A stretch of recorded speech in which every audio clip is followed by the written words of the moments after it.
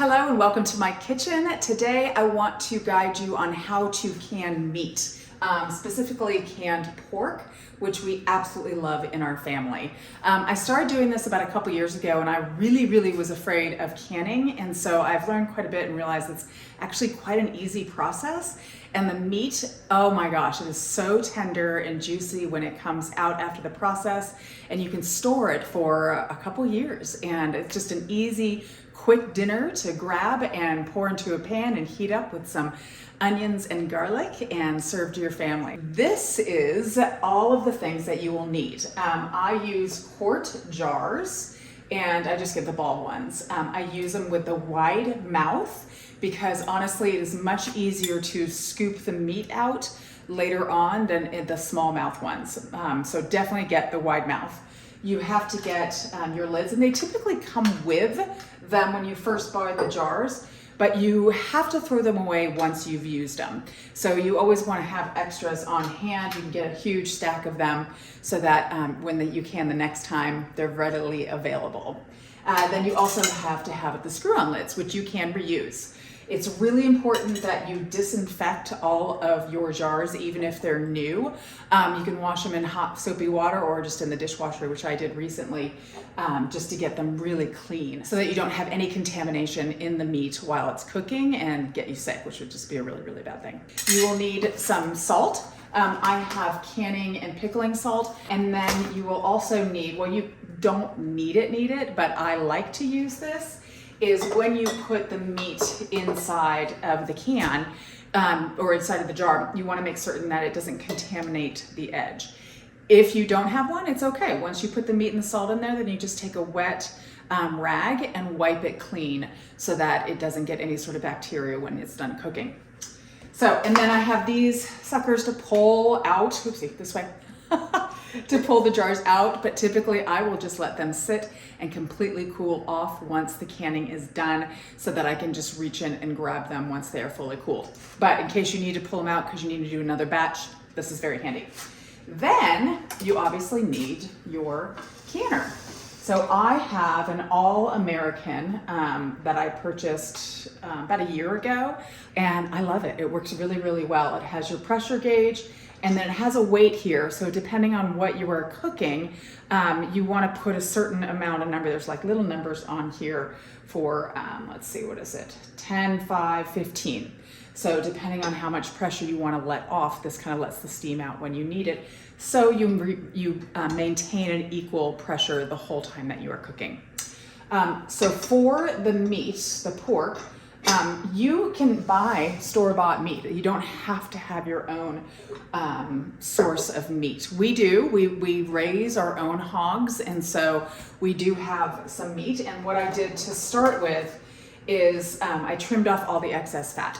Now, some fat, it's okay. I like, it gives a lot more flavor to the meat itself, but the big chunks of it I cut off, and you can save that for rendering if you want to render the fat down, which makes really good a cooking aid and makes very tasty food when you use that. But I have a ton of rendered fat right now that I don't need anymore. First thing that you want to do is obviously grab your very cleaned jar.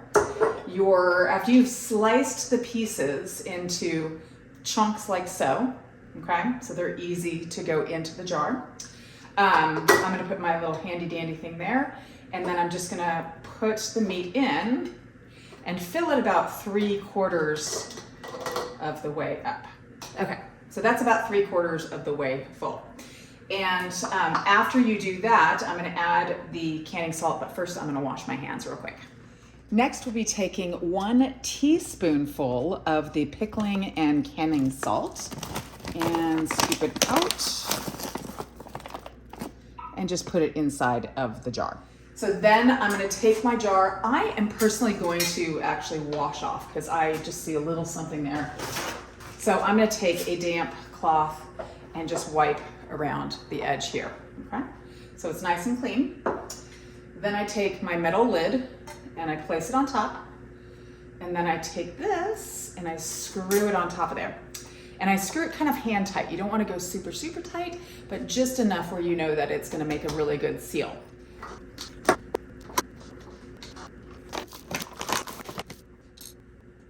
So I decided to change kind of how I was doing things. I am going to add the salt after I fill all the jars up, because having to wash my hands in between each time so that I could touch this is just kind of a pain. So I'm just going to fill all my jars up, and then I'll add the pickling salt after that. So once you've put all of your meat inside of the jars, they're going to go into the canner. But the first thing that you want to do is you're gonna fill the canner about 2 to 3 inches full of water. I usually use probably about a quart of water. So I'll take this, a little less than a full quart. I'll place it in the bottom. Then you're gonna take this little gadget that comes with it. And this canner actually comes with 2. If you're doing pints, you can do double layer. But I'm gonna place it with the rim down on the inside so that there is space between the bottom and where I'm placing the jars. Then I'm gonna load the jars up. So I have 7 jars that are able to fit inside. So once all the jars are in, you're gonna go ahead and place the lid on, and there's a little hook right here, and you're gonna line it up so that it goes underneath to catch it, and that's kind of a little safety hook. And then you have to make certain that everything is lined up equally on both sides or all sides of the lid. So there is no rubber gasket on this cooker, which I kind of like, because then you don't have to worry about it deteriorating over time. But what you do have to be careful of is just that it's not tilted when you put the lid down, when you screw it down. Otherwise it will not make a seal, and there will get no pressure inside of the canner, and it won't work. The steam will come out. I know, because I did it before. So one of the ways I find is I just look to see if this side's a little bit smaller than this side. I will lift this puppy up and just tighten it down a smidgen until I see that it is equal. And I'll kind of do the same thing from this direction. If I see that this side's a little higher than the back side, I will twist it down a little bit.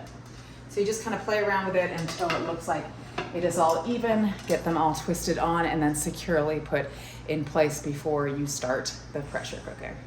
So now that I have the lid securely in place, and I always just double check to make sure it is fully tightened down, I'm going to be adding my little weight. And what this does is it releases the steam or the pressure when it hits a certain amount of pressure.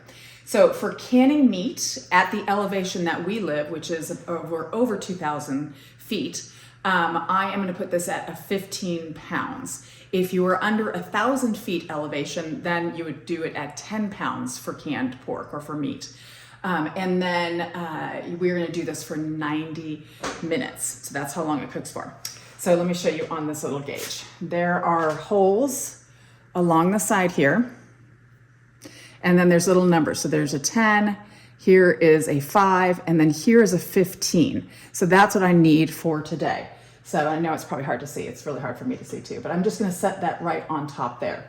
So when I start, I'm gonna just turn on my burner to high.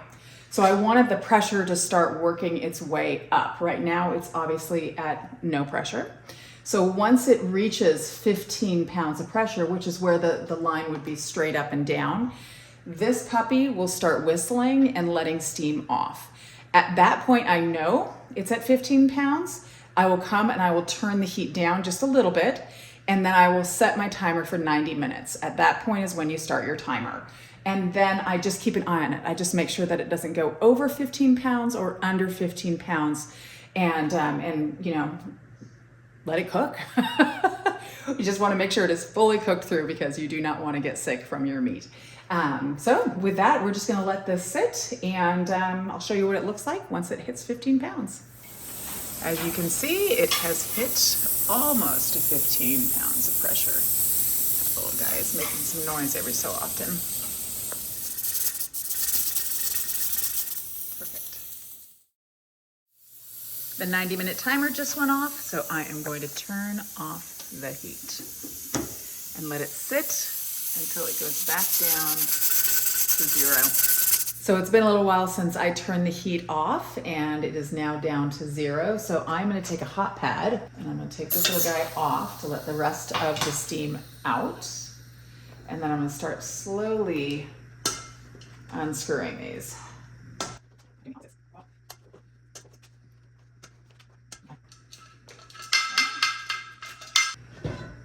Perfect. So if all the pressure had not been taken out, I would have a really hard time opening this up. It would have stayed pretty sealed shut. So we gave it plenty of time to cool down, which is perfect. Reach in, you squeeze it, and you pull it out. Look at that. See, it's still boiling.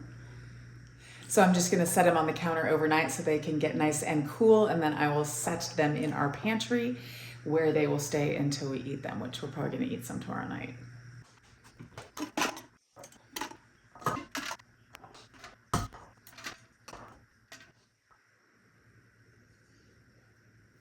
Hey friends, so I am back. It is the next evening. As you can see or hear, I do have another pressure canner cooking event happening. It's my third batch of the pork. So that's gonna be going on while I'm cooking dinner, but I just wanted to show you what I'm gonna prepare tonight. Chuck was begging me, he's like, can we please have some of that canned pork tonight? So I did want to show you on each of the cans, you always want to make sure that you mark them so that you know exactly what it is, because sometimes venison and pork can kind of get a little bit confused because they do look a lot alike when they're canned. So pork, and then obviously the date. So there's that. So I'm going to go ahead and open this up, and when you twist it, it comes off really easily. It's that this should be really hard to come off. So if this just falls off, then you know it did not seal, and you do not want to eat any of the meat that's in here, okay? Especially if it's been sitting on your shelf for a while. I would think over time that you would be able to smell it, but just, you know, be safe. You do not want to get sick, okay? So I'm gonna take a can opener and I'm just gonna pop it open. And I don't know if you heard that because I did it super quick, but there was that seal, that sound, that suction sound. So that means that it was a very good seal and that the meat is a-okay to eat. So before I pour it into the pan, I am gonna actually use some of the lard that I had canned last year, just to give it a little extra flavor. If you don't have lard, it's okay. You can use olive oil, you can use avocado oil, you can use butter if you want to. It is totally up to you. You can actually do it with nothing if you really want, because this has a lot of flavor and a lot of moisture in it already. I'm gonna scoop a bit of the lard into my cast iron pan. So now I'm going to add in my onions and garlic. And this is kind of the most basic recipe I use for the canned pork. What I've also used the canned pork for, I put it in a slow cooker to heat it up with some barbecue sauce, and is delicious pulled pork sandwiches. I've also made burritos from it and tacos. There's just a ton of things. Tonight we're having it with potatoes and some sort of vegetable. I haven't figured that out quite yet. But it'll be good no matter what. It'll be something healthy. So I'm just going to let these simmer for a short bit, and then I will pour the meat in. It is in chunks, just like you cooked it, but when you pull it out, it just falls apart. So I'm gonna add just a little bit of chipotle powder. We like a little bit of spice, a little bit of seasoned salt, but you can use any type of salt that you like. A little bit more garlic powder, just because we love garlic. Oh, it looks so yummy. Smells phenomenal. Are you happy, Chuck? You've got your pulled pork. Been a long time since we've had this. It is so good. Canned pork. I've been smelling it all day. Awaiting. And look across the table whom we have. It is Peter. He is back. Back and ready to go to college, both Gabe and he. And then Bree's over here, but I promised I wouldn't film her, so I'm about to dig into the pork, and bon appetit.